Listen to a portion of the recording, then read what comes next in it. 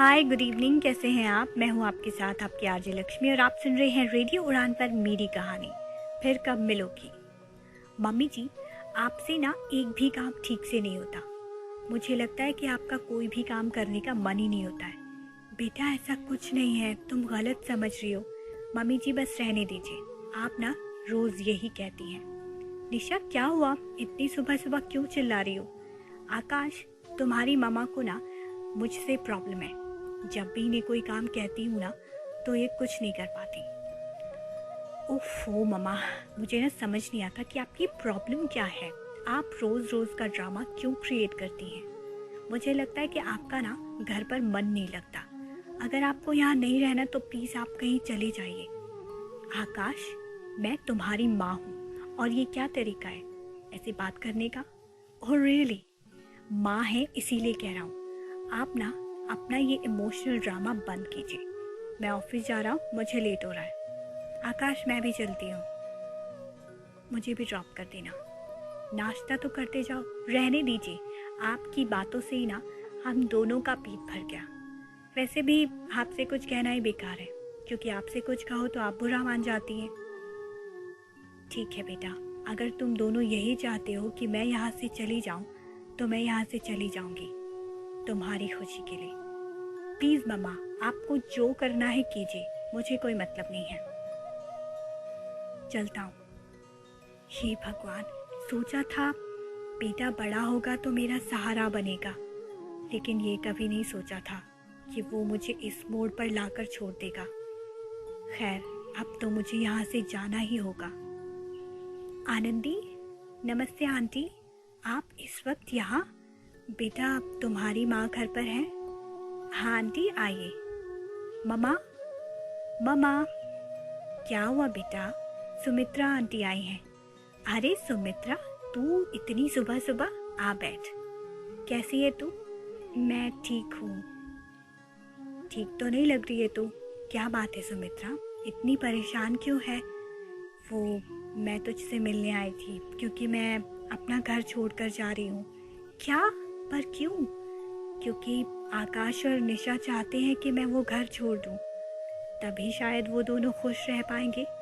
तू कैसी बात कर रही है।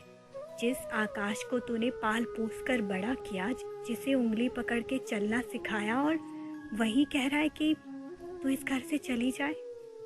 ऐसा कुछ नहीं होगा। देखो, फिलहाल तो मुझे जाना होगा। मैं तुझसे मिलने आई थी। तुझे कहीं जाने की ज़रूरत नहीं है, क्योंकि मैं जानती हूँ अगर तू चली गई तो पता नहीं फिर कब मिलेगी। हाँ आंटी, फिर कब मिलोगी पता नहीं, इसीलिए हम आपको कहीं जाने नहीं देंगे। पर बेटा आंटी प्लीज़, वैसे भी अपने अगर अपनों के काम नहीं आएंगे तो फिर अपने किस बात के। सही कह रही आनंदी, मैं तेरी दोस्त हूँ, दुश्मन नहीं। आंटी, और जहाँ तक बात है आकाश और निशा की, तो आप फिक्र मत कीजिए, उन्हें अपनी गलती का एहसास ज़रूर होगा। लेकिन बेटा ये सब इतना आसान नहीं है, आप फिक्र मत कीजिए। आप ये सब मुझ पर छोड़ दीजिए। फिलहाल आप दोनों बात कीजिए, मैं ऑफिस के लिए निकलती हूँ, ठीक है। बाकी आप देख लीजिएगा, बहुत जल्दी वो दोनों खुद आपको लेने आएंगे, ठीक है। ठीक है बेटा। पता नहीं, सोचा था जब बेटा बड़ा होगा तो मेरा सहारा बनेगा, पर ये कभी नहीं सोचा था कि आज अपने ही घर से मुझे जाना पड़ेगा। तू दिल छोटा मत कर, ठीक हो जाएगा सब कुछ। और वो दोनों अभी बच्चे हैं, नादान हैं। तुझे तो पता है ना आजकल के बच्चे कैसे होते हैं, उन्हें ना समझाना बहुत मुश्किल होता है। सही कह रही है तू, वैसे तू बहुत लकी है। आनंदी बेटा बहुत समझदार है। सच में शायद मैं आकाश को समझदार नहीं बना पाई। अरे ऐसा क्यों कह रही है तू। मैंने कहा ना, बच्चे हैं वो दोनों, गलती हो जाती है। तो फिक्र मत कर, सब कुछ ठीक हो जाएगा, ठीक है। शायद हाँ। हेलो, हेलो मम्मा, कैसी हैं आप। मैं ठीक हूँ। कैसी है निशा बेटा। बस मैं भी ठीक हूँ, आप बताइए। ठीक हूँ बेटा। मम्मा आप कुछ परेशान लग रही हैं। हाँ बेटा, वो मैं अपना घर छोड़कर जा रही हूँ। व्हाट? क्यों मम्मा? क्योंकि तेरे भैया और भाभी चाहते हैं कि मैं वो घर छोड़ दूँ ताकि वो दोनों खुश रह सकें। पर क्यों? बेटा, शायद उन्हें मेरे साथ अच्छा नहीं लगता इसीलिए। पर मम्मा, आपने तो भैया के लिए बहुत कुछ किया ना, और फिर भी भैया ने आपको घर से निकाल दिया। हाँ, बहुत कुछ किया मैंने तुम दोनों के लिए। तुम दोनों को पढ़ाया लिखाया, तुम दोनों को अच्छे संस्कार दिए। पर तुम दोनों ने क्या किया? जैसे मैं तेरे लिए ज़रूरी हूँ वैसे ही आकाश के लिए उसकी माँ ज़रूरी है। उसने कभी तुझे कुछ कहा नहीं क्योंकि वो तुझे बहुत प्यार करता है। पर इसका मतलब ये नहीं कि वो तेरी हर गलत चीज़ में तेरा साथ दे। ये गलत है बेटा। तूने कभी सोचा है उन्होंने कितनी मेहनत की होगी उस घर को बनाने के लिए, और आज तुम दोनों उन्हें उन्हीं के घर से निकाल रहे हो? ये कहाँ का इंसाफ है बेटा? जब तुझे इतनी तकलीफ हो रही है मुझे ऐसे देखकर, तो आकाश को कितनी हो रही होगी। सॉरी मम्मा, मैं समझ गई आप क्या कहना चाहती हैं। बेटा, जब हमारे अपने हमसे दूर जाते हैं ना तो बहुत तकलीफ होती है। तुम नहीं समझ पाओगे। बहुत लकी हो तुम दोनों कि तुम्हारे पास माँ बाप है।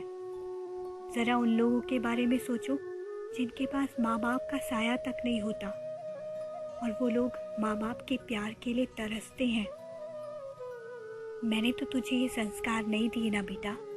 सॉरी मम्मा, आप फिक्र मत कीजिए, मैं मम्मा को घर ले आऊँगी आज ही। प्लीज़ मम्मा, आप घर छोड़ के मत जाइए। बेटा, मैं घर छोड़ के नहीं जा रही हूँ।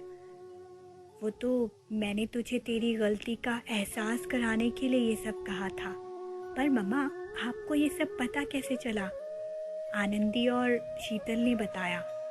ओ, जानती थी। वो दोनों ना बहुत खुरापाती हैं। बेटा, आनंदी बुरी नहीं है। मुझे समझ नहीं आता कि तेरी उससे बनती क्यों नहीं है। इतनी प्यारी बच्ची है वो। आप सही कह रही हैं मम्मा, आनंदी बहुत अच्छी है। सॉरी मम्मा, प्लीज़ मुझे माफ़ कर दीजिए। कोई बात नहीं बेटा, गलती तो बच्चों से ही होती है ना। ठीक है मम्मा, मैं फ़ोन रखती हूँ। मैं मामा को घर ले आऊँगी। ठीक है बेटा। अच्छा आकाश, तुम कब आए? अभी थोड़ी देर पहले तुम्हारी बातें सुन रहा था। मामा ठीक कह रही है निशा, हमने सच में बहुत बड़ी गलती की। एटलीस्ट हमें ऐसा नहीं करना चाहिए था। मामा ने मेरे लिए पूरी ज़िंदगी लगा दी मेरा करियर बनाने के लिए, और मैंने तो उनके लिए कुछ भी नहीं किया। सॉरी आकाश, इसमें मेरी गलती है। अगर मैं तुमसे वो सब नहीं कहती तो शायद तुम ऐसा नहीं करती। नहीं निशा, तुम खुद को ब्लेम मत करो। सच कहूँ तो हम दोनों की गलती है। चलो हम अभी आनंदी के घर से मामा को ले आते हैं। ठीक है, चलो। अरे, तुम दोनों आ गए। आनंदी, मुझे मामा से मिलना है, क्या मैं उनसे मिल सकता हूँ? हाँ, आंटी तो अंदर ही है। Thank you Anandi, and I am sorry, मैंने तुम्हें हमेशा गलत समझा। कोई बात नहीं निशा, वैसे भी मैंने हमेशा तुम्हें अपनी दोस्त माना है, और वैसे भी गलतियाँ तो सबसे होती हैं। चलो अंदर चलते हैं। आंटी, आकाश और निशा आए हैं। अरे बेटा, तुम दोनों। मामा प्लीज़ हमें माफ़ कर दीजिए, हमसे बहुत बड़ी गलती हो गई। अरे नहीं बेटा, बच्चे कभी माफ़ी नहीं मांगा करते। चलिए मामा, आप घर चलिए, हम दोनों मिलकर आपको खुश रखेंगे। प्लीज़ मामा, हमसे नाराज़ मत होइए। आपके बिना तो घर बहुत सूना लगता है। ठीक है बेटा, मैं तुम्हारे साथ घर चलूँगी। सच कहूँ तो मुझे भी तुम दोनों के बिना अच्छा नहीं लगता। मामा सॉरी, आपने मेरे लिए इतना कुछ किया और मैं आपके लिए कुछ भी नहीं कर पाया। आप सच कह रही थी। आपने मुझे उंगली पकड़कर चलना सिखाया, और मैंने आपके लिए कुछ भी नहीं किया। आपने पूरी ज़िंदगी लगा दी मेरे सपनों को पूरा करने के लिए, और मैंने सॉरी मम्मा, मैं अच्छा बेटा नहीं बन सका। बेटा कोई बात नहीं, वैसे भी तुम दोनों मेरे बच्चे हो। तो आंटी फाइनली आप घर जा रही हैं, लेकिन इससे पहले मैं चाहती हूँ कि हम सब एंजॉय करें। आपके घर जाने की खुशी में मिठाई खाना तो बनता है। आनंदी, तू नहीं सुधरेगी, मीठा ना थोड़ा कम खाया कर। क्या करूं, ये तो ना बचपन की आदत है मेरी। चल निशा जल्दी आ, मुझे ना मिठाई देख के भूख ना कंट्रोल नहीं होती है। अच्छा चल ठीक है। अच्छा अब हम चलते हैं। Thank you aunty and thank you Anandi. कोई बात नहीं बेटा, एक बात हमेशा याद रखना, माँ बाप कभी भी अपने बच्चों का बुरा नहीं चाहते।